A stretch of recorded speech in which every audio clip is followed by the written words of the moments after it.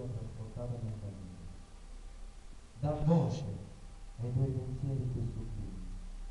Libera le tue parole, perché ciò che scrivi già vive intorno a te. E quel sorriso innocente è l'altra metà dei tuoi sogni, l'altra pagina a cui volgi tutto il tuo essere.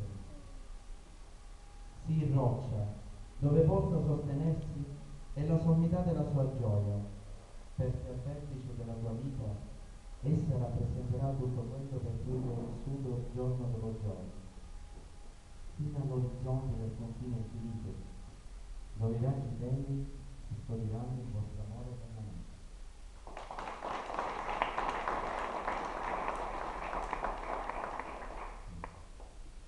L'altra poesia è Il cuore nella mano. Ogni silenzio, tra le luci fluttuanti dell'aria, ma tutto si dissolve tra i cerchi del tuo mano.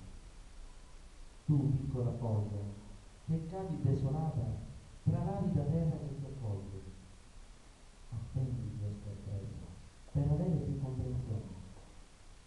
Sguardo incerto che ti perdi tra il buio della notte, cerca la tua stella inespugnata tra i tuoi sogni. Come spighe di grano, miete il tuo sapere.